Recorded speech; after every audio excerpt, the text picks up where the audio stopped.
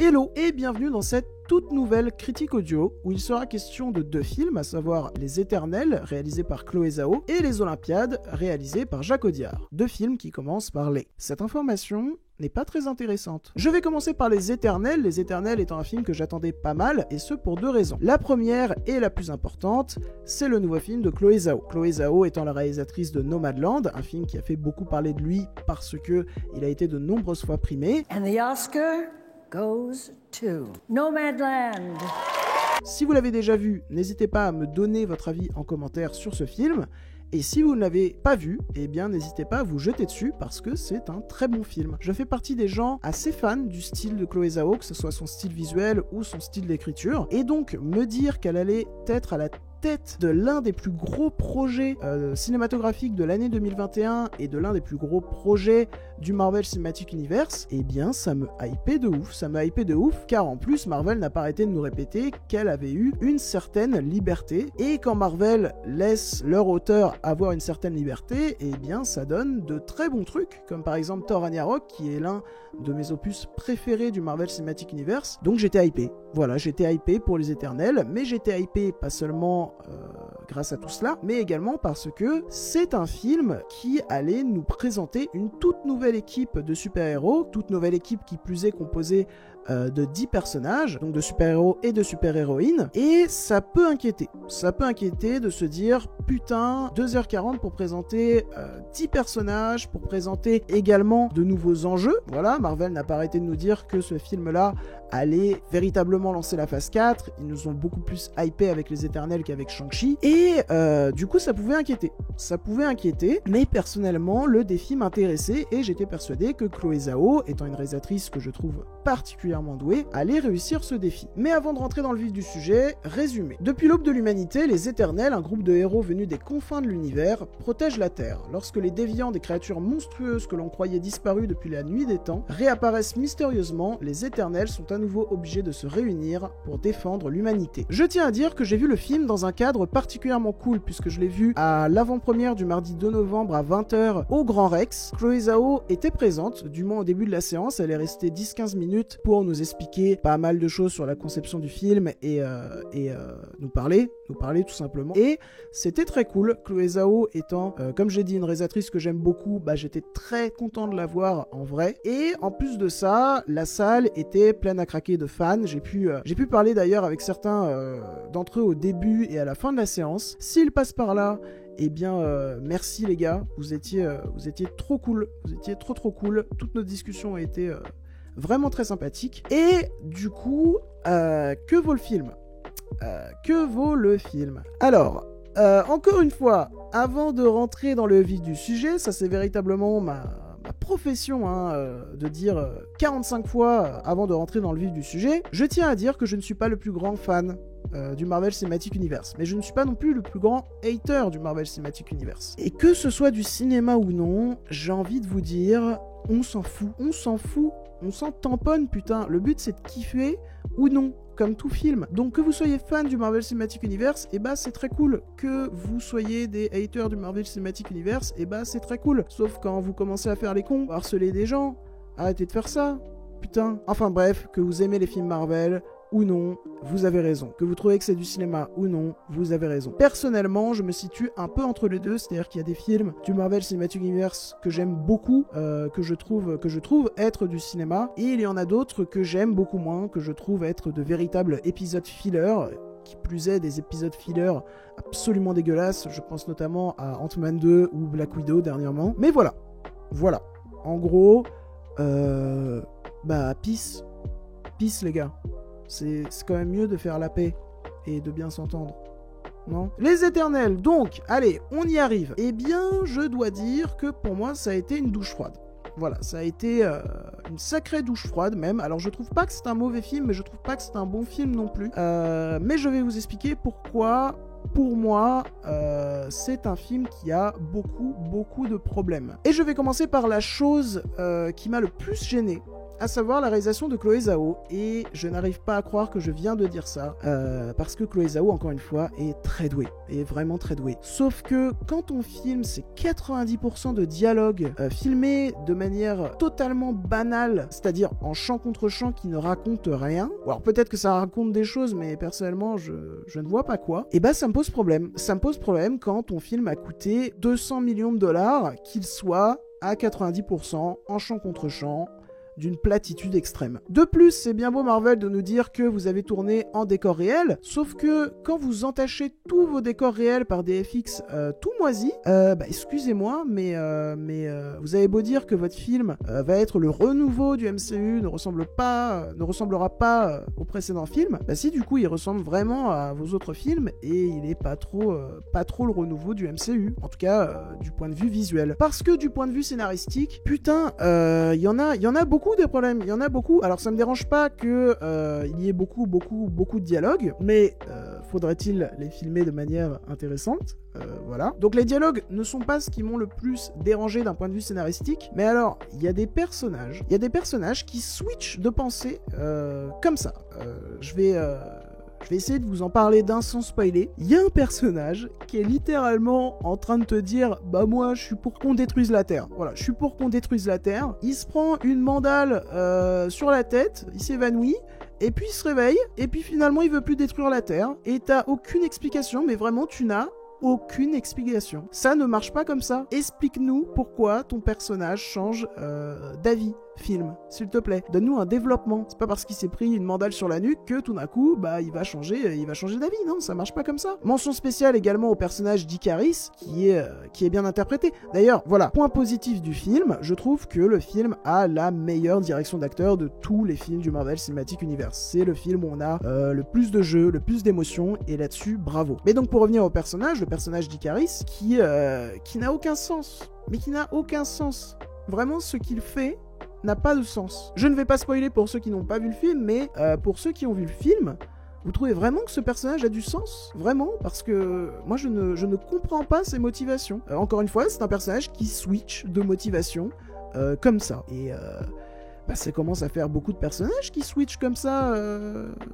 Qu'est-ce qui se passe? Alors, il y a quand même des points positifs. Certains personnages ne switchent pas comme ça, et sont bien développés et portent des thématiques que je trouve intéressantes. Je pense notamment au personnage de Tena, au personnage de Cersei qui est devenue instantanément l'un de mes personnages préférés du MCU parce que déjà elle est extrêmement bien interprétée, mais en plus de ça le personnage est très intéressant. C'est pour moi le personnage le plus intéressant du film, et on va traiter de la dépression, on va traiter des traumatismes, des crises d'angoisse, du temps qui passe, de nos souvenirs, du sens, du but qu'on va donner à notre vie, et de se souvenir de tout ça. Et ça, c'est vachement intéressant. Et personnellement, c'est quelque chose que je n'avais pas encore véritablement vu dans les films Marvel. Alors, le traumatisme, on avait traité ça assez maladroitement dans Avengers Endgame, mais comme je dis, assez maladroitement. Et là, dans Les Éternels, c'est vraiment bien traité, du début jusqu'à la fin, et donc, bravo pour ça. Mais voilà, c'est un film que je trouve particulièrement bancal. C'est un film aussi, j'ai l'impression que c'est un film qui se fout de ma gueule, parce que, je suis désolé, mais Chloé Zhao, alors que c'est elle, j'en ai parlé avec un pote qui m'a dit « ton propos est incohérent », peut-être. C'est pas parce que tu nous mets 3 couchers de soleil que t'en fais un film de Chloé Zhao, hein. Parce que Chloé Zhao, c'est pas juste des couchers de soleil, c'est pas juste ça. Et j'ai l'impression qu'il n'y a que ça, une certaine attention sur la nature. J'ai l'impression qu'il y a que ça qui a été retenu, qu'elle a retenu que ça de son travail. Et c'est pas que ça, Chloé Zhao. C'est ultra prétentieux ce que je suis en train de dire, parce que je fais mine de mieux comprendre son travail qu'elle-même, pas du tout. Mais je n'ai pas retrouvé la patte Chloé Zhao. Voilà, et nous mettre 3 couchers de soleil en fond, ça en fait pas un film de Chloé Zhao. Et c'est bien beau d'avoir une certaine attention sur la nature, sauf que quand c'est massacré par ton montage qui par moment est ultra speed et te laisse pas profiter des beaux plans, parce qu'il y en a quand même des beaux plans. Je pense notamment à la scène où Druig, je crois que c'est Druig, je l'appelle Sardoche pendant tout le film, mais je crois que c'est Druig se fait suivre par une multitude de gens Je trouve ça pas mal. Je trouve aussi le plan sur la maison d'Ajax vraiment très joli quand ils arrivent. Je trouve le plan sur le bûcher, voilà, ceux qui auront vu le film comprendront. Sur le bûcher avec Angelina Jolie devant, ce plan est vraiment très très beau. Et il y a tout un truc aussi en termes de réalisation qui est vraiment pas mal avec le personnage de Druig. Je vais pas révéler son pouvoir, mais en gros c'est plein de gens qui tirent littéralement en même temps. Ils rechargent et ils tirent avec leur fusil en même temps, et franchement ça a de la gueule, et c'est une intention de réalisation que je trouve plutôt pertinente. Mais une intention de réalisation que je trouve plutôt pertinente dans un film de 2h40, non en fait. Non, ton film est bancal et est vraiment très loin d'être le messie de Marvel comme Kevin Feige l'a annoncé. Vraiment, je suis désolé, mais non, pour moi, Les Éternels est un film véritablement bancal, est une vraie déception quand je vois ce qu'a fait Chloé Zhao auparavant, et quand je vois que le film est surtout autant bancal. Alors après, voilà, comme je l'ai dit en intro, si Les Éternels est votre film du MCU préféré, eh bien tant mieux, vous avez raison, et j'aimerais être à votre place, et je respecte totalement votre avis. Donc s'il vous plaît, pour les gens qui adorent le MCU, qui passeraient par là, je le répète, j'aime bien le MCU. J'aime bien le MCU. Il y a vraiment des trucs très très très cool dans le MCU, comme des trucs très très mauvais, mais comme dans toute saga. Aucune saga n'est parfaite, donc s'il vous plaît, ne me crachez pas dessus. Ne me faites pas une... Alors voilà, ne me faites pas une back nord. Et Ah putain, non, faut que j'arrête de faire ce genre de vanne. Et maintenant, je vais vous parler des Olympiades réalisées par Jacques Audiard. Alors il faut savoir que le cinéma de Jacques Audiard est un cinéma que je connais très peu, puisque je n'ai vu qu'un seul de ses films, à savoir Les Frères Sister, et qu'à l'époque il m'avait poliment ennuyé. Voilà. Je retiens une scène d'intro particulièrement efficace et un Joaquin Phoenix très bon, mais à part ça, j'avoue que j'étais resté assez en dehors du film. Alors c'est pas un mauvais film, c'est même un bon film, mais il ne m'avait pas passionné. Voilà, j'étais resté assez en dehors, ce qui fait que quand les Olympiades a été annoncée, quand elle a été à Cannes en compétition, je ne savais pas trop quoi en penser, si je devais attendre le long métrage ou non, et je suis tombé sur la bande-annonce. En allant voir un film au cinéma, et le fait est que je suis tombé instantanément amoureux du film, amoureux de tout ce que je voyais, des images, des acteurs, des actrices, des thèmes abordés. Tout m'intéressait, tout me donnait envie de voir le long métrage. Du coup, quand il est sorti hier, puisque j'enregistre cette critique jeudi, eh bien, je suis allé le voir en première séance, parce que j'étais persuadé que ça allait être une claque. Et est-ce que j'ai eu raison, du coup, d'aller le voir ? Eh bien oui, totalement, c'est merveilleux les Olympiades. Mais avant de rentrer dans le vif du sujet, résumé. Paris 13e, quartier des Olympiades, Emily rencontre Camille qui est attirée par Nora, qui elle-même croise le chemin de Humber. 3 filles et un garçon, ils sont amis, parfois amants, souvent les deux. La première chose dont j'aimerais vous parler concernant ce film, c'est de sa scène d'intro. Je trouve que sa scène d'intro est assez envoûtante, que ce soit dans la manière dont se pose la réalisation, dans la manière dont les décors sont filmés, la photographie du film. J'avais parlé de la photographie de la scène d'intro, mais la photographie du film est magnifique. Tu t'en prends plein la rétine pendant 2 heures et c'est merveilleux. Vraiment, je trouve que c'est l'une des meilleures photographies qu'on ait eues cette année. C'est un très très très beau noir et blanc. Et donc cette scène d'intro est particulièrement intéressante, particulièrement envoûtante. On y découvre le personnage d'Emily, interprété par Lucy Zhang, qui est un personnage, c'est clairement le personnage que j'ai préféré durant mon visionnage. Alors le film est porté par un trio, à savoir par les personnages d'Emily, Camille et Nora, respectivement interprétés par Lucy Zhang, Makita Samba et Noémie Merlan. Lucy Zhang, eh bien c'est la première fois que je la vois jouer, il me semble que c'est son premier rôle au cinéma, si je dis pas de conneries, et elle est très douée. J'aimerais énormément qu'elle gagne un prix cette année au César, parce que pour moi c'est vraiment une révélation. Elle est très très douée, tout comme le reste du casting en soi. Makita Samba interprète très très bien le personnage de Camille qui est extrêmement attachant, tout comme le personnage d'Emily. De toute façon, tous les personnages du film sont extrêmement attachants, je trouve. Je trouve également que leurs relations sont très très très bien travaillées. Je trouve que ça fait parmi les meilleures relations qu'on ait eues dans le cinéma cette année. Vraiment, le travail d'écriture sur leurs relations, sur leur dialogue est assez formidable. Le film a été écrit par Céline Sciamma, Léa Missus et Jacques Audiard, et franchement, que ce soit les relations entre les personnages, leur dialogue, et même les thèmes abordés, eh bien je trouve ça merveilleux, je trouve ça très bien écrit. Je vais être assez bref parce que sans que ça soit un film parfait, sans que ça soit un chef-d'œuvre, je me rends compte que j'ai pratiquement tout aimé. Que ce soit la réalisation qui ne cesse de se réinventer, c'est-à-dire que pas une seule scène est filmée de la même manière. C'est assez dingue et c'est assez rare, surtout je trouve, qu'une réalisation se réinvente autant. Les personnages et leurs interprètes sont super, leurs relations aussi, leurs dialogues aussi.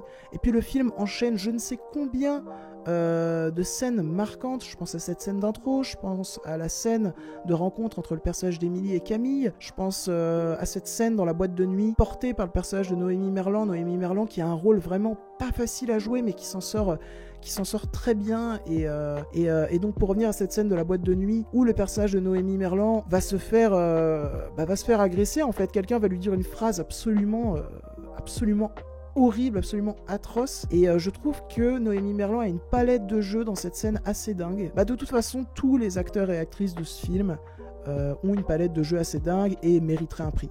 Voilà, je les trouve tous excellents.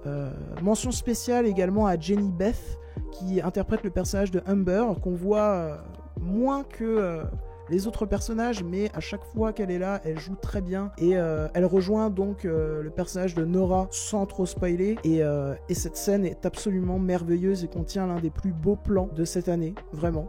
Je vais pas dire ce qu'il y a dans ce plan parce que ce serait du spoil et c'est pas cool de spoil quand même, hein, c'est pas cool. Mais voilà quoi, le film est bien construit, le film est beau, le film est bien réalisé et se réinvente en permanence. Les personnages sont attachants, les interprètes sont excellents et puis le film traite également de thèmes vraiment durs et pas faciles à aborder et pourtant il les traite vachement bien et c'est important que ces thèmes-là soient traités dans le cinéma actuel, je trouve. Et alors quand ils sont aussi bien traités, c'est merveilleux en fait. C'est vraiment très très bien et j'espère que les Olympiades gagnera un prix cette année parce que c'était vachement bien. Donc voilà. Cette critique audio touche à sa fin, j'espère qu'elle vous aura plu, qu'elle vous aura intéressé, qu'elle vous aura diverti. Si c'est le cas, n'hésitez pas à mettre un petit like, un petit commentaire, ça fait toujours plaisir. Et n'hésitez pas à vous abonner à la chaîne si mon contenu vous plaît, on est 150, c'est trop cool. Merci beaucoup, ça me fait extrêmement plaisir, vous êtes incroyables, voilà, comme j'arrête pas de dire. Non, plus sérieusement, merci beaucoup, ça me fait extrêmement plaisir et voilà, merci beaucoup. Et pour ceux qui ne le savaient pas, donc je tiens un compte Twitter, un compte Instagram et un compte Sens Critique qui vont tous les trois s'afficher en description, n'hésitez pas à aller me suivre dessus. Je suis assez actif, que ce soit sur Twitter, Instagram, Sens Critique. Voilà, sur Twitter, je parle d'actu, je parle de plein de films, de plein de séries, et même de politique. Putain, je parle de politique, ça m'a vachement réussi de parler de politique sur cette chaîne. Et donc voilà, j'espère que cette critique audio vous aura plu, vous aura intéressé, vous aura diverti. Sur ce, je m'en vais côtoyer d'autres univers et je vous dis à très bientôt avec l'épisode 1 de Tu l'as vu qui parlera de Massacre à la tronçonneuse 2. Salut!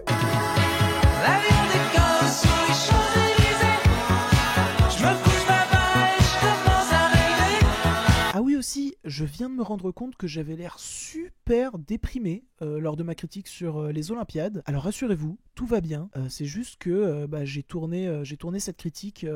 j'ai enregistré cette critique à 2h du matin et j'étais complètement crevé. Voilà, mais sinon, tout va bien. Voilà. Bisous!